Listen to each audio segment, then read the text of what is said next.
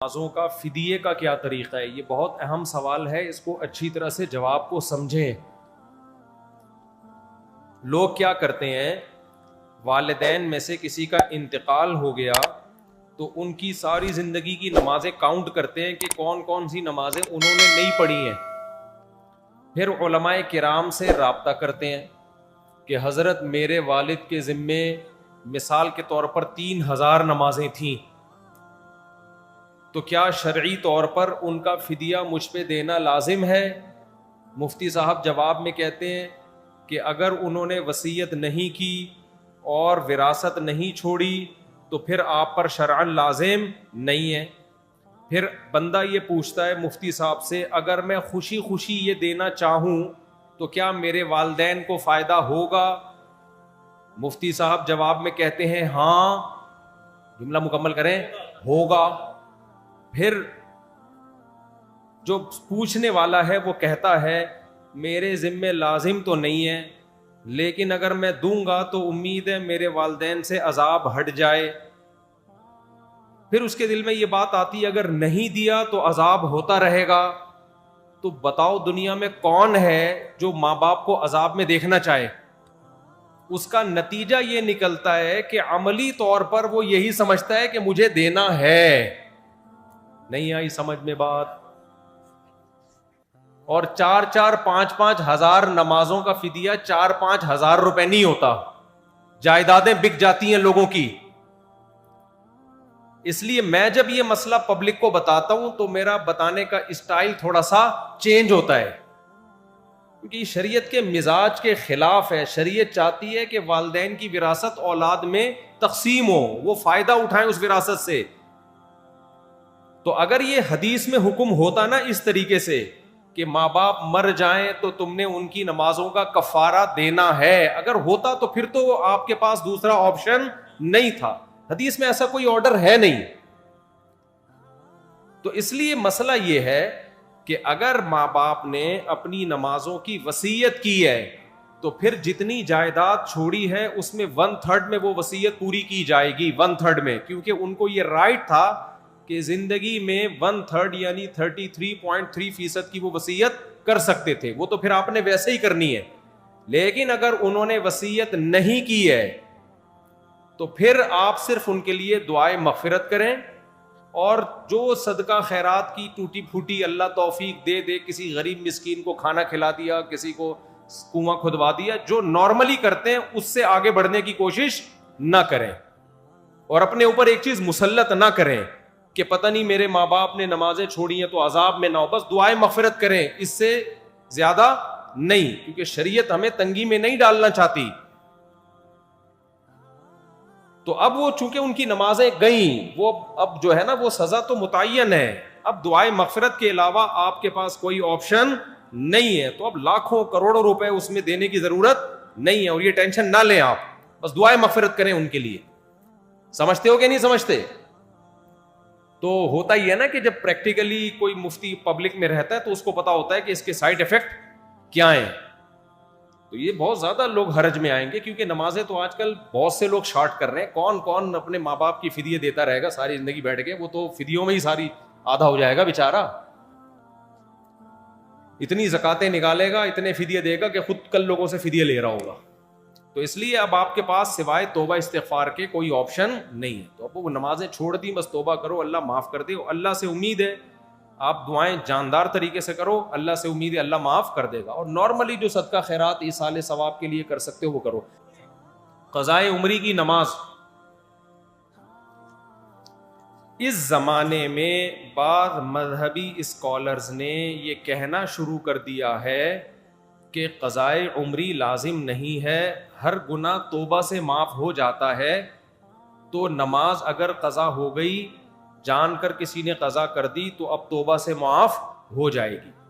اور وہ یہ دلیل دیتے ہیں کہ بھائی ہمارے پاس کوئی حدیث ایسی نہیں ہے جس میں پتہ چلتا ہو کہ نمازیں جب ہزاروں لاکھوں آپ کے ذمے ہوں تو قضا پڑھنا بھی ضروری ہے، ایسی ہمارے علم میں کوئی حدیث نہیں ہے۔ یہ ان لوگوں کا دعویٰ ہے اور ان کی دلیل ہے جو کہتے ہیں کہ قضائے عمری لازم نہیں ہے۔ لیکن پوری امت کا اجماع رہا ہے ماضی میں کہ جب بھی آپ کے ذمے نماز قضا ہوگی آپ پر توبہ بھی لازم ہے اور نماز کی قضا لوٹانا بھی لازم. امام احمد ابن حنبل اس کے قائل ہیں کہ اگر آپ نے جان کے نماز قضا کر دی تو صرف توبہ کرنی پڑے گی, قضا نہیں کرنی پڑے گی. لیکن اس کی وجہ یہ نہیں ہے کہ قضا لازم نہیں ہے. وہ کہتے ہیں جب جان کے نماز قضا کر دی تو آپ اسلام سے ہی خارج ہو گئے, کافر ہو گئے, نکاح بھی ٹوٹ گیا. تو جب کافر سے مسلمان ہو گئے تو جس کافر نے نمازیں چھوڑی ہیں اس پہ نمازیں تھوڑی لازم ہوتی ہیں. تو وہ جو قول ہے نا کہ نماز جان کر قضا کی تو قضا لازم نہیں ہے, وہ ایک الگ قول کی بیس پہ ہے. وہ قول یہ کہ نماز جان کے چھوڑ دینے والا کافر ہے, تو ہم تو اس کو کافر نہیں سمجھتے, ورنہ 2-4 آدمی رہ جائیں گے جنت میں جانے کے لیے. کیا خیال ہے بھائی؟ اور سارا دن تجدید نکاح ہی ہوتا رہے گا. آج فلاں نماز چھوڑ گئی, چل بھی دوبارہ نکاح پڑا, فلاں نماز چھوڑ گئی تو دوبارہ نکاح پڑا. مہر دے دے کے آدھا ہو جائے گا کہ نہیں ہو جائے گا؟ تو اس لیے ہم تو جمہور کے قول کو لیتے ہیں, امام ابو حنیفہ کے, امام شافعی کے, امام مالک کے قول کو لیتے ہیں کہ نماز جان کر قضا کر دینے سے کافر ہونے کے قریب تو ہو جاتا ہے لیکن کافر نہیں ہوتا. تو جب آپ اس قول کو لیتے ہیں تو پھر اس قول میں تو یہ ہے کہ جب آپ نے جان کے نماز چھوڑی تو آپ مسلمان ہی ہیں. اب جب آپ دوبارہ توبہ کریں گے تو توبہ بھی کرنی پڑے گی اور نمازیں لوٹانی بھی پڑیں گی. تو جو لوگ یہ دلیل دیتے ہیں نا کہ اس کی کیا دلیل ہے کہ اتنے سالوں کی نمازیں قضا پڑھانی پڑیں گی, قضا لوٹانی پڑیں گی, آپ ان سے پوچھا کرو کہ اس کی کیا دلیل ہے کہ نہیں لوٹانی پڑیں گی. دلیل ہمیشہ اس سے پوچھی جاتی ہے جو دعویٰ کرتا ہے. دیکھو نبی صلی اللہ علیہ وسلم نے فرمایا البینۃ علی المدعی, صحیح حدیث ہے یہ, والیمین علی من انکر. دلیل ہمیشہ اس کے ذمے ہے جو دعویٰ کرے, اور جو دعوے کا انکار کرے اس سے صرف قسم لی جائے گی, اس سے دلیل نہیں پوچھی جائے گی. میں مثال سے بات سمجھاتا ہوں, آپ لوگ کا دماغ حاضر ہے کہ نہیں ہے؟ مثال سے سمجھاتا ہوں. آپ کا نام کیا ہے؟ امیر حمزہ صاحب. میں نے کورٹ میں کیس کیا کہ امیر حمزہ نے مجھ سے 2 لاکھ روپے لے کے کھا گیا ہے, دے نہیں رہا. امیر حمزہ 2 لاکھ روپے لے کے مجھ سے کھا گیا, دے نہیں رہا. میں ان کو کورٹ میں گھسیٹ کے لے گیا. کورٹ نے پوچھا امیر حمزہ کیا تو نے مفتی صاحب سے 2 لاکھ روپے لیے؟ امیر حمزہ کہے گا کہ میں نے نہیں لیے. میں نے جج صاحب سے کہا جج صاحب اس سے پوچھو اس کے پاس کیا دلیل ہے کہ میں نے اس کو 2 لاکھ روپے نہیں دیے. اس کے پاس کیا دلیل ہے؟ گواہ پیش کرے کہ اس نے مجھ سے 2 لاکھ روپے نہیں لیے. جج نے اس سے پوچھنا شروع کر دیا بتا بھائی تیرے پاس کیا دلیل ہے کہ تو نے نہیں لیے. تو جج کو دماغی علاج کی ضرورت ہے یا نہیں ہے؟ ویسے تو ججوں کو ہوتی, استغفر اللہ, یعنی جج کو دماغی علاج کی ضرورت ہے یا نہیں ہے؟ اس سے پوچھ رہا ہے کہ تیرے پاس کیا دلیل ہے کہ تو نے نہیں لیے. ابے نہیں لینے کی دلیل نہیں ہوتی, دلیل اس پہ ہوتی ہے دیے ہیں. جج مجھ سے پوچھے گا تمہارے پاس کیا دلیل ہے کہ تم نے دیے ہیں, تم گواہ لے کر آؤ. میں کہوں میں جب دے رہا تھا میرے پاس گواہ تھوڑی تھے, اس کے بولو گواہ لے کر آئے کہ اس نے نہیں لیے. ابے نہیں لینے پہ دلائل نہیں ہوتے, دلائل اس پہ ہوتے ہیں کہ میں نے دیے. ہاں میں نے 2 گواہوں سے ثابت کر دیا, جمشید اور غفار کو میں لایا, میں نے 2 گواہوں سے ثابت کر دیا کہ جج صاحب یہ دونوں گواہی دے رہے ہیں کہ فلاں تاریخ کو اتنے بج کے اتنے منٹ پر اس کو میں نے 2 لاکھ روپے دیے ہیں. اب یہ دعوے کی نوعیت چینج ہو گئی, میں نے ثابت کر دیا. اب یہ جواب میں کہہ رہے جج صاحب میں نے وہ 2 لاکھ منگل کو واپس کر دیے تھے. جج صاحب میں نے وہ 2 لاکھ روپے منگل کو واپس کر دیے. اب جج مجھ سے پوچھ رہا ہے تمہارے پاس کیا دلیل ہے کہ واپس نہیں کیے. اب یہ الٹا سوال ہو جائے گا. اب جج اس سے پوچھے گا کہ تم نے منگل کو واپس کیے, تمہارے پاس کیا دلیل ہے کہ تم نے واپس کیے, تم گواہ لے کر آؤ. اب مدعی کون بن گیا؟ یہ. تو جو دعویٰ کرتا ہے دلیل اس کے ذمہ ہوتی ہے. اب قضائے عمری کے مسئلے میں سمجھو خوب اچھی طرح, تبھی تو ہم کہتے ہیں مجتہدین کو فالو کرو. ابو حنیفہ, شافعی, مالک, احمد بن حنبل یہ قرآن و سنت کو ہم سے زیادہ سمجھتے تھے. آج کل کے اسکالرز کے پاس حدیثیں تو ہیں, حدیث سمجھنے کے لیے جو کھوپڑی ہونی چاہیے نا حدیث کا مطلب سمجھنے کے لیے, جو سینس ہونی چاہیے وہ سینس مارکیٹ سے شارٹ چل رہی ہے. تو قضائے عمری پر دلیل کی ضرورت نہیں ہے. دلیل ان لوگوں سے ہم مانگیں گے جو یہ کہتے ہیں کہ نماز جب قضا ہو جائے تو قضا پڑھنا ضروری نہیں ہے, صرف توبہ سے معاف ہو جائے گی. یعنی نماز پڑھے بغیر بھی ذمے سے ساقط ہو سکتی ہے. ہم کہیں گے اس کی کیا دلیل ہے قرآن و سنت میں کہ نماز آپ کے ذمے تھی اور آپ نے نہیں پڑھی تو وہ ذمے سے صرف توبہ سے ساقط ہوگی. دنیا میں کوئی بھی چیز جو آپ کے ذمے میں ہو صرف ایکسکیوز کرنے سے کبھی بھی ساقط نہیں ہوتی. میں نے اس سے 2 لاکھ روپے قرضہ لیا, میں نے کہا منگل کو دوں گا, ٹائم منگل کا تھا, بدھ کو تک میں نے ڈیلے کر دیا, تو قضا کر دیا نا.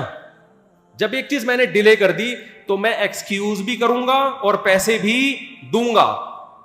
اب یہ میرے پاس آئے کہ آپ نے پیر کا وعدہ کیا تھا مفتی صاحب, ابھی تک آپ نے میرے پیسے نہیں دی, میں سخت ٹینشن میں گیا ہوں. میں نے کہا میں بہت ایکسکیوز کرتا ہوں آپ سے, I am very sorry, I am sorry. کہہ کہ چلے ٹھیک ہے, آپ نے ڈیلے کر دیا, قضا کر دیا, ٹائم پہ آپ نے پے نہیں کیا, کوئی بات نہیں, اب آپ کے ذمے میں تو ہے نا, اب آپ دے دیں, میں معاف کرتا ہوں لیکن اب آپ دے دیں. میں نے کہا جب تو نے معاف کر دیا تو ساقط ہو گیا. وہ کہے گا بھائی میں نے ڈیلے کرنے کے جرم کو معاف کیا ہے, قرضہ معاف میں نے نہیں کیا. کیا دلیل ہے کہ میں نے قرضہ بھی معاف کیا ہے؟ میں کہوں آپ کے پاس کیا دلیل ہے کہ معاف نہیں کیا؟ تو یہ وہی بے وقوفوں والا سوال ہو جائے گا. کہے گا بھائی مفتی صاحب آپ کے پاس کیا دلیل ہے کہ میں نے قرضہ بھی معاف کر دیا ہے؟ تو ہم ان لوگوں سے پوچھتے ہیں جو کہتے ہیں قضا پڑھے بغیر بھی ساقط ہوتی ہے, تمہارے پاس کیا دلیل ہے کہ اللہ کا قرضہ تھا, نماز ذمے میں تھی آپ کے اور آپ پڑھے بھی نہیں, پھر بھی اللہ نے معاف کر دیے پڑھے بغیر؟ کوئی قرآن کی آیت دکھاؤ یا کوئی حدیث دکھاؤ, کیونکہ اللہ کی بات ہم تک یا تو قرآن کے ذریعے پہنچتی ہے یا نبی کے ذریعے. تو قرآن میں کہاں لکھا ہے کہ جس نے نماز جان کر قضا کر دی تو صرف توبہ سے معاف ہو جائے گی, دینا ضروری نہیں ہے, قضا ضروری نہیں ہے. اور حدیث میں کہاں لکھا ہے کہ جس نے نماز جان کر قضا کر دی صرف توبہ سے معاف ہو جائے گی؟ بلکہ حدیث اور قرآن میں الٹا لکھا ہوا ہے. حدیث میں آتا ہے دین اللہ احق ان یقضا, اللہ کا قرض اس بات کے زیادہ لائق ہے کہ اس کو ادا کیا جائے. نبی سے جب بھی نماز قضا ہوئی ہے, چاہے جان کر ہوئی ہو, آپ ظاہر ہے جان کے ویسے نماز قضا نہیں کریں گے, لیکن جنگ میں آپ سے نماز قضا ہوئی, غزوہ خندق میں 4 نمازیں قضا ہوئی ہیں, تیروں کی برسات تھی, آپ نماز پڑھ نہیں پائے تھے, اور اس وقت اللہ نے سفر میں نماز کیسے پڑھی جائے یہ طریقہ بھی نہیں بتایا تھا کہ جنگ میں کیسے نماز پڑھی جائے, تو اس لیے آپ کی نماز قضا ہو گئی. تو صرف توبہ کو کافی نہیں سمجھا گیا, 4 نمازیں قضا کی گئی ہیں, پھر اگلی پڑھی گئی ہے. اسی وجہ سے امام ابو حنیفہ کہتے ہیں جب آپ سے جان کے نماز قضا ہو گئی تو نہ صرف یہ کہ قضا پڑھنا ضروری ہے بلکہ اگلی ہوگی نہیں جب تک پچھلی قضا پڑھو گے نہیں آپ. ہاں جب نمازیں بہت زیادہ ہو جائیں تو پھر ترتیب ساقط ہو جاتی ہے. اچھا یہ لوگ ایک دلیل اور دیتے ہیں, بھائی جب اتنی ساری نمازیں آپ کے ذمے آ گئیں, 10 سال کی نمازیں, 20 سال کی نمازیں, تو ان کے وہ صرف توبہ سے معاف ہوں گی, قضا پڑھنا ضروری نہیں ہے. اور اس کی دلیل وہ یہ دیتے ہیں کہ ما جعل علیکم فی الدین من حرج, اللہ نے دین میں تنگی نہیں رکھی ہے. 20 سال کی نمازیں پڑھنا ٹینشن کا کام ہے یا نہیں ہے؟ تو اللہ تو کہہ رہے دین میں ٹینشن نہیں ہے. اس کا جواب یہ میرے بھائی کہ ہم اگر یہ کہہ رہے ہوتے ہیں نا 10 سال کی نمازیں ایک دن میں کمپلیٹ کر لے پھر ٹینشن ہوتی. علماء تو کہتے ہیں 10 سال کی نمازیں 10 سال میں کمپلیٹ کر لو میرے بھائی. اس کی مثال ہے آپ پہ 1 کروڑ کا قرضہ آ گیا, آپ نے کہا تھا منگل کو دوں گا, اب آپ دے نہیں رہے, تو جج کہتا ہے قسطوں میں دے دے بھائی. جج یہ تھوڑی کہے گا کہ معاف, کیونکہ قرضہ زیادہ ہے لہذا معاف. جج کہے گا جتنی گنجائش ہے سورس آف انکم دکھاؤ اور اپنے ایکسپینسز دکھاؤ, اتنا بچ رہا ہے نا, یہ جو بچ رہا ہے نا یہ منتھلی ماہانہ کر کر کے دے دو. پوری دنیا میں لا یہی ہے کہ قسطیں باندھی جاتی ہے, معاف نہیں کیا جاتا. معاف جب ہی ہوگا جب صاحب حق معاف کر دے.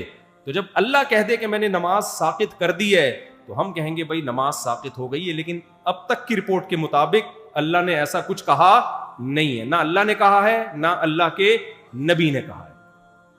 تو حرج جب ہوتا جب علماء یہ کہتے کہ ایک ہی دن میں ساری نمازیں پڑھی جائیں گی, ایک دن میں نہیں, 10 سال کی نمازیں آپ کتنے دن میں پڑھیں؟ 10 سال میں پڑھیں, ہر نماز کے ساتھ ایک قضا کرنے. سمجھتے ہو کہ نہیں سمجھتے ہو؟ چلو بھائی اگلا سوال. اچھا میرے ہاتھ میں گزارش ہے کہ ایک بندے کو بیماری کی وجہ سے ختنہ کرانے سے روکا گیا تو اس کی کمائی کا کیا حکم ہے؟ ہاں بھائی ختنے کا کمائی سے کوئی تعلق نہیں ہے. ایک آدمی نے ختنے کی، ایک قریبی دوست کو دعوت میں نہیں بلا سکا. ایک آدمی نے ختنے کی، قریبی دوست کو دعوت میں نہیں بلا، وہ ناراض ہو گیا. تو وہ گیا ہمارے حضرت کے کسی استاذ یا والد صاحب کے پاس. ہمارے حضرت مفتی رشید احمد صاحب کے والد جو تھے نا بڑے خوش مزاج تھے. تو جا کے کہنے لگا اس نے ختنے کی دعوت کی، مجھے بھی نہیں بلایا. تو حضرت کے والد نے فرمایا اتنی سی بوٹی تھی، کس کس کو کھلاتا میرے بھائی؟ اتنی سی بوٹی تھی، کس کس کو کھلاتا؟ شکر کر نہیں بلایا. جی جی شادی کے لیے دعا. اچھا میرے بھائی، جس کے ذمے قضا نمازیں ہوں اور رکاوٹ نہ کر سکتا ہو کتنے دن میں، تو کتنے دن ادا کرے؟ تو بھائی روزانہ ایک دن کی کم از کم نماز قضا کرے.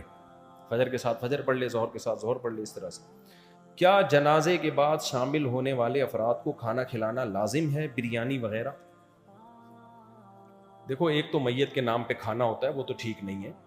لیکن بعض دفعہ یہ ہوتا ہے کہ رشتہ دار دور سے آتے ہیں تو بھوک کا ٹائم ہوتا ہے، وہ جنازہ دفنا کے آتے ہیں، ان کا پیٹ کمر سے چپکا ہوا ہوتا ہے، تو ان کو کھانا کھلانے میں کوئی حرج نہیں ہے. اگر ان کو بھی نہیں کھلائیں گے تو 2-4 جنازے اور لیٹے ہوئے ہوں گے، کیونکہ ہم خود بھوکتے ہوئے ہیں. ہمارے ایک ریلیٹیو کا انتقال ہوا، ہم گئے کراچی سے ملیر لانڈھی، وہ بھوک سے حالت خراب ہوئی ہوئی تھی. دفنا کے آئے ہیں تو بھائی خود لگنے لگا کہ اب اگلا نمبر کس کا ہے؟ ہمارا ہے. تو کسی پڑوسی نے کھانا لگا دیا، ہم نے کہا اس کو اتنی دعائیں دی کہ اللہ تیرا بھلا کرے. تو ایسی ضرورت میں اگر کوئی کھانا کھلا رہا ہے تو میت کے اہل کھانا نہ کھلائیں، کیونکہ حدیث میں ہے کہ خود ان کو کھلاؤ، یہ غم میں ہے. لیکن اڑوس پڑوس کو چاہیے کہ جو مہمان آئے ہوئے ہیں دور سے اور کھانے کا ٹائم بھی ہو چکا ہے، بعض دفعہ ٹائم ہی نہیں ہوتا کھانے کا، پھر ضرورت نہیں ہے. کھانے کا ٹائم بھی ہے، دور سے آئے ہوئے ہیں تو ان کو بھوک لگ رہی ہے، تو ان کو کھلانے میں کوئی حرج نہیں ہے. تو وہ والا کھانا نہیں کہلائے گا جس کو میت کا کھانا کہتے ہیں، تو ضرورت کی وجہ سے. قرآن پاک میں ہے لیس علیکم ان تاکلوا جمیعا، اس سے معلوم ہوتا ہے کہ ساتھ کھانا اور اکیلے کھانے میں کوئی فرق نہیں ہے. اور حدیث میں ہے کلوا جمیعا ولا تتفرقوا، مطلب ایک ساتھ کھاؤ. دیکھو قرآن میں آتا لیس علیکم جناح ان تاکلوا جمیعا او اشتاتا، اس آیت کا ایک خاص مطلب ہے. جب یہ آیت نازل ہوئی نا کہ کسی کا مال ناحق طریقے سے مت کھاؤ، بہت شدید وعید ہے اسلام میں اس پر کہ کسی کا ایک نوالا بھی آپ حرام نہیں کھا سکتے. تو صحابہ ڈر گئے، انہوں نے کہا ہم تو رشتہ داروں کے ہاں جا کے مل جل کے کھاتے ہیں، تو ایسا نہ ہو کہ 2 نوالے ہم زیادہ کھا لیں، جتنا حق بنتا ہو اس سے ہم زیادہ کھا لیں. تو گھروں میں جا کے انسان بے تکلف ہو کے کھاتا ہے اپنے چچا خالہ پھپھی ماموں کے گھر نا. تو قرآن نے خوف کو ختم کر دیا کہ نہیں بھائی یہ تو تمہارے ریلیٹیو ہیں، ان کے گھر جا کے کھانے میں کوئی حرج نہیں ہے، وہاں کوئی نوالے گنتا تھوڑی ہے. تو لیس علیکم جناح ان تاکلوا جمیعا او اشتاتا، انڈیویجولی بھی کھا سکتے ہو انفرادی طور پر، اور مل جل کے بھی کھا سکتے ہو. اس میں کوئی 2 نوالے زیادہ کھا لیے کسی نے کم، اس سے کوئی فرق نہیں پڑتا. تو یہ تو ایک مسئلہ بیان کیا گیا کہ جائز ہے. باقی حدیث میں ترغیب ہے کہ اکٹھے کھانا یہ زیادہ بہتر ہے، اس سے برکت ہوتی ہے، محبت بڑھتی ہے. انگریزوں میں کیا ہو گیا ہے، محبت مارکیٹ سے شارٹ. ہر آدمی اخپل طریقے سے بس انڈیویجولی بیٹھ کے کہیں کھا رہا ہوگا. گھروں میں بھی اب دیکھو پہلے دسترخوان لگتا تھا، سب مل کے کھاتے تھے. اب کیا ہوتا ہے، کچن سے سب نے اپنے سالن نکالا، کوئی ادھر صوفے کے نیچے گھسا ہوا ہے، کوئی بیڈ کے نیچے گھسا ہوا ہے، کوئی کچن میں گھسا ہوا ہے، ہر آدمی اپنے طریقے سے. تو اس سے محبتیں کیا ہوتی ہیں، ختم ہوتی ہیں. تو یہ غلط طریقہ ہے نا. باقی جائز یہ بھی ہے، سب طرح سے جائز ہے. کھانے کو فوکس کرو، طریقے کو فوکس مت کرو.